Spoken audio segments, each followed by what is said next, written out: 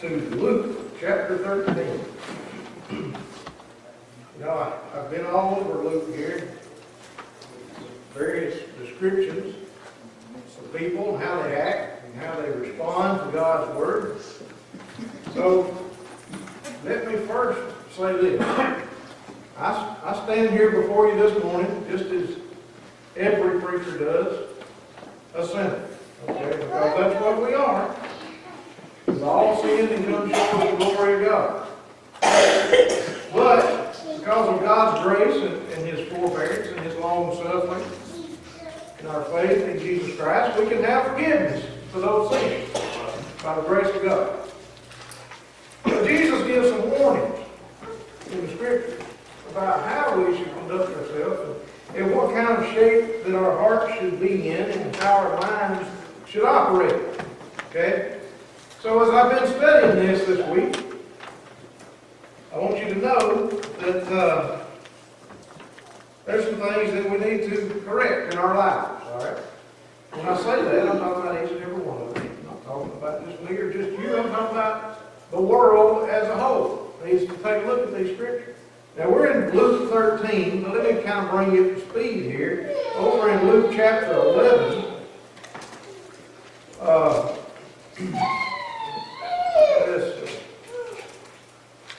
chapter 11, beginning with verse 37, Jesus rebukes the Pharisees for their way of life and the way that they put on airs and put on fronts, claiming to be something, one thing, and living another life while trying to put burdens on God's people. Jesus rebukes the lawyers in verse 45, talking about their actions and how they perceive themselves and put burdens on other people. And over in chapter 12, it begins with a short excerpt on hypocrisy and how we don't need to be hypocrites about what we say. Let me give you one of the things that Jesus said about the Pharisees and the religious leaders. He said, y'all take and y'all cleanse the outside, and when y'all give your tithes, you give tithes of mint and special spices and that kind of stuff. But you don't cleanse the inside. And he said that's not right. You ought to do both. Actually, what he said was you ought to have done one and not left the other undone. But you ought to do both, he said. He was talking to the Pharisees, then he's talking to the lawyers, and now he's talking to the crowd. And let's get over here to chapter 13. And let's see how the crowd reacts, okay? Chapter 13, verse 1 says, there were present at that season some that told him of Galileans whose blood Pilate had mingled with their sacrifices. And Jesus answering said unto him, suppose ye that these Galileans were sinners above all the Galileans because they suffered such things? Well, let me tell you what he's talking about, okay, to start with. There were some Galileans that were killed, apparently during a religious festival. And tradition has it that, I believe it was Pontius Pilate, that had his soldiers, and this is tradition, okay, had his soldiers go into the crowd with concealed weapons and kill some Galileans. And these people thought that the reason they were killed was because they had some great sin in their heart and God had cast judgment on them and decided that they needed to die by some bad circumstance.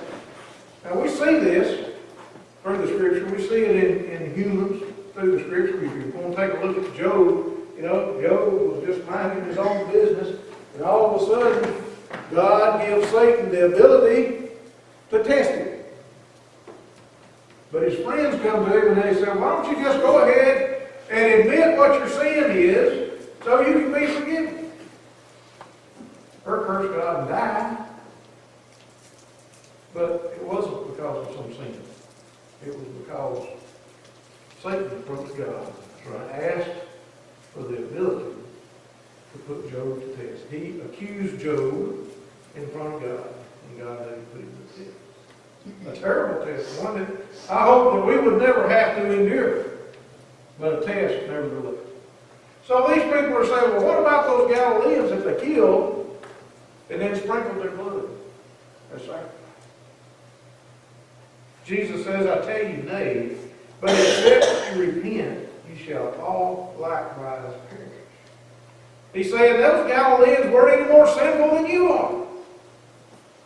He said we have to repent or you're going to perish. Now the people are talking about being killed. Okay? Jesus is talking about being killed also. He's talking about death that's going to come to us. But more so, he's talking about the spiritual death where we're going to die spiritually forever unless we repent. Verse 4 says, or those 18 upon whom the tower of Solomon fell and slew them. Think ye that they were sinners above all men that dwelt in Jerusalem? Did they die because they were great sinners? Was something different and God cast judgment down on them? Jesus says, no. He says, I tell you, nay, but except you repent, ye shall likewise perish. You say, why is he reading this scripture to us this morning? Because we're sinners and we're human. And what the point here is that I want to make is, these people that are talking to Jesus, asked Jesus about those Galileans. And they had made in their mind a judgment upon those people that says they died because of their sins. And then they brought up the 18 that were killed. And they died because of their sins. Jesus is telling them, basically, no, that's not true. Those that were working on the tower and it fell, they were only doing their job. But they died. The Galileans that got killed, they got killed because someone decided to go kill them. And they died. But he's telling us this. We need to stop looking and passing judgment on someone else because we all have sinned and come short of the glory of God. And we need to look to our sins first. That's what he said. That's what he told the Pharisees. Y'all clean it up on the outside and y'all make it look good, but on the inside it's still dirty. He said the same God that made the outside made the inside. He's going to clean one up, clean the other up. Jesus says right here, unless you repent, you shall all likewise perish. And then he moves a little further into the scripture. And I thought, how does this tie hand in hand with the discussion that's going on here? It took me a while to think about it and to read about it and to figure it out. But here comes the next thing here. Okay?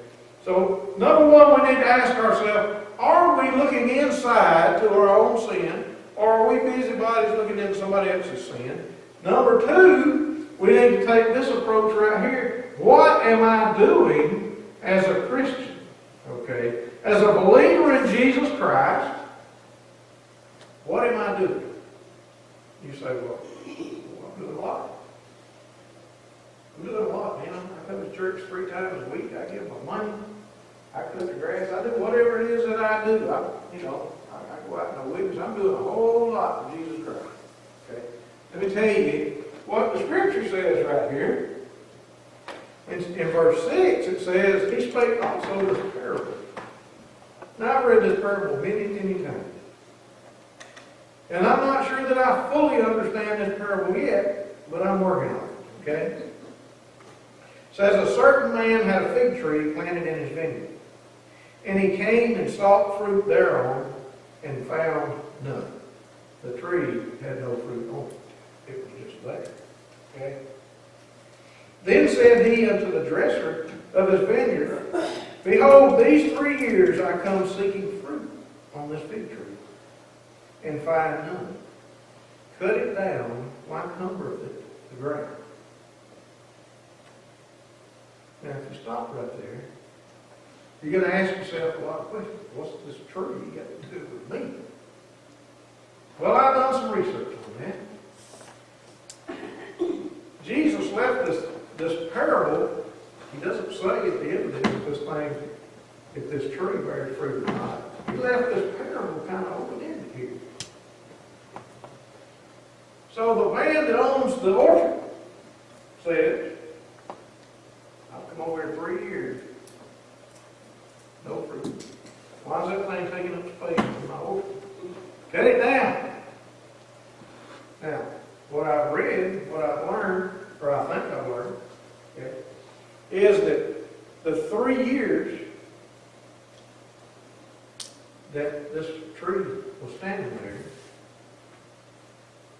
it could possibly have been a little longer than that. Because the first 4 years, the first 3 years, they didn't eat the fruit of the young tree. In the 4th year, they gave the fruit to God. So then, he's got 3 more years that the fruit was available to him. So now we're looking at 7 years.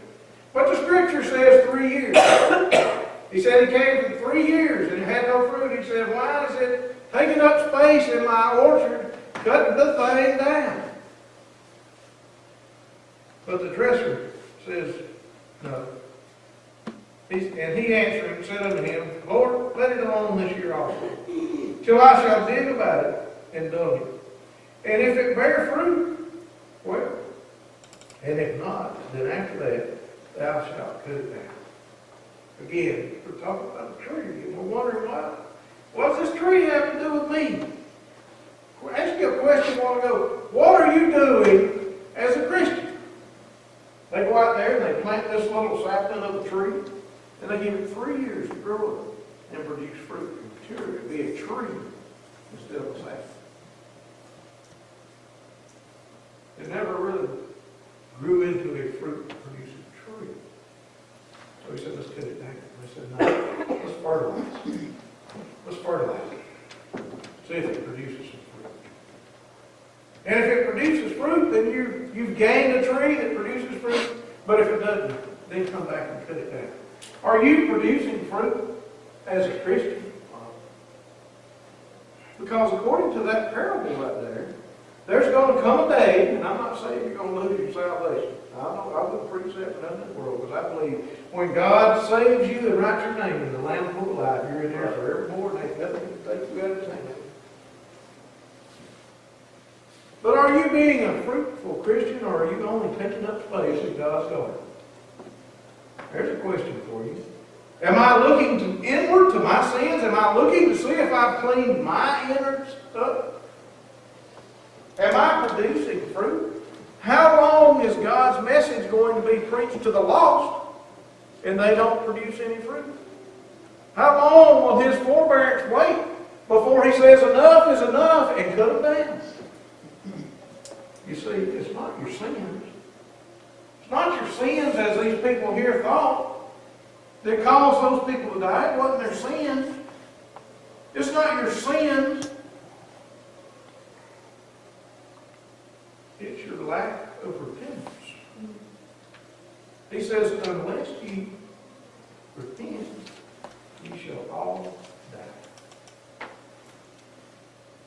John the Baptist says, repent, for the kingdom of God is at hand. That's right. Jesus says, repent, for the kingdom of God is at hand. And with conversion, with conviction and conversion and acceptance of Jesus Christ comes repentance, and then comes a change.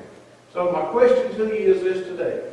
When we accept Jesus Christ and we're converted, and yes, in the Baptist church we come up here and we get baptized, we get dunked in the water, which is a very good question about baptism come up this morning, about the 3,000 that were saved and baptized, where they baptized and how long it take, and who done it. Those are all good questions, but it really doesn't make a difference. But we get baptized, and we come into the church, and we sit in the church, some of us, not 1 year, not 2 years, not 3 years, but some of us take 30 or 40 years before we bear any fruit. You think God's happy with that? I don't think so. Some never bear fruit. Some bear fruit right off the bat. And then for whatever reason, they stop. I can't fully understand the parable, but I can fully understand this. God is a patient God, and He's a loving God. And if we were being punished for our sins, then none of us would stand a chance. We'd all be dead today. But through the grace of God, we're still alive. Just like that tree is still planted. And because we're His, and because He loves us, because we have become one of His, we're supposed to be productive Christians. By whatever means that you can be productive. Some people are productive on the internet. Some on the telephone. Some go out and witness to people. Some stay home in their prayer warriors, praying for those that know that they have trouble. Some preach and some teach. Some serve, some give. You can go on and on and on about all the ways that people produce fruit. But the fact is, we're expected to produce fruit. Right? And when we stop producing fruit, the gardener said, what he said was, let me dig around it and dump it. Okay? Fertilize it. Maybe we need a little fertilizer. You know, it's kind of funny sometimes how we fertilize.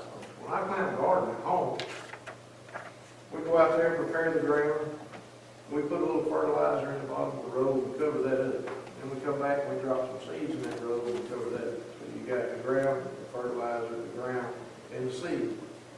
And then every so often we go down beside it and we fertilize a little bit and we pull that dirt over there and hope it rains. So that fertilizer can go down in the ground so that those plants can grow. But yet we go down to the place where we hunt and we plant fields down there. And we mix seed and fertilizer all in a big hopper and get the tractor go out there and spread it out and drag something over the top of it because it seeds up and it grows. The point being, there's different ways to fertilize. You want to get fertilized? Come to Sunday. That's right. You want to get some fertilizer? Come to church. Amen. Come to Bible study. Sit at home and open your Bible and read your Bible. But listen to this. It was said in a book, I read it somewhere, it was said, it might have been in a Sunday school book, I don't know where it was, but I read it. And the statement was made, it's not always those who study their Bible or always those who defend the principles of Christianity that are Christians, but those who obey the will of the Father. Amen. Don't get caught up in doing things. Be a fruitful Christian as described by Jesus Christ in the Word of God. Things. Scriptures talk about man, you know, we like things, right? Is there anybody in here that don't have things that they like?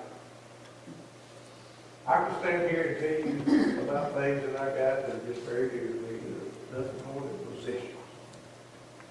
And to be perfectly honest with you, they're really worthless. But they're just material possessions.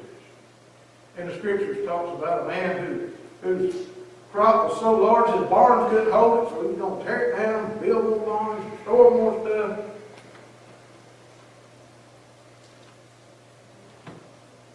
People, that stuff is just stuff. That's right. It ain't even our stuff, it's God's stuff. Mm-hmm. But we put so much emphasis on our stuff. I'm guilty. We ought to put our emphasis on God. Nothing wrong with having stuff. I want to get in the way of God. There's a song, and bless his heart, Brad used to laugh. Try to tell us. But it talks that old saying, you never see a U-Haul behind a hearse. When you go, that stuff's going to be left behind. That's right. And rest assured you're going to go. So why not store your treasures in heaven? Why not be the fruitful, obedient Christian that God has us to be? Another interview that I read talked about that. man said he went to a city, and he asked the man, said, what is the death ratio in your city? Now, I don't know how you'd answer that question. How do you, I guess you take the population, see how many people died, divide that by 12, say something. I don't know. I'm not an analyst. But the man's response was correct. He said the death ratio in our city is 1 apiece. 1 apiece. And then he said, people are dying that have never died before. Think about that. The death ratio is 1 apiece. You're going to die. You hadn't never done it before, but you're going to do it. And when you die, when you leave this walk of life, what do you want to hear? What do you want to hear? Or if you're a child of God, if you're a Christian, you may hear, well done, thou good and faithful servant. And read the joy. Or you might hear, as Darren used to portray his deep voice, the voice of God in our Christmas play, our Easter play, all the plays that we had. Darren would get on that microphone, he'd be hid, and he'd have that real deep, serious voice. And he would say, depart from me, for I never knew you. What do you want to hear when your time to die comes knocking at the door? I don't want to hear depart from me. You don't have to hear depart from me. All you got to do is repent and put your faith in Jesus Christ. Sounds simple, right? Too simple to be true. Repent and put your faith in Jesus Christ. The Scripture says, if they come to me, I'm not going to cast them out. But you got to have repentance. And you got to have faith. I didn't say a belief. I didn't say a trust. I said faith. Faith is that thing that no matter what, you got to hold of Jesus and He's got to hold of you. From now to the end. Scripture says in many places, he who endures to the end. Okay? If you got faith, you're going to endure to the end. If you got to believe, you're going to stumble. He says, even the demons believe and they tremble. Said, you believe in God? That's great. Believe also in me. Not me, but Jesus. We're talking this morning about David's description. Peter referred to David's description of Jesus and how David knew that he was going to one day be in God's kingdom. Did you know that one day you're going to be in God's kingdom? Are you a fruitful tree in God's garden, or are you just a shrub thing that's fruit? I can't afford to be a shrub. There are times when I don't produce fruit.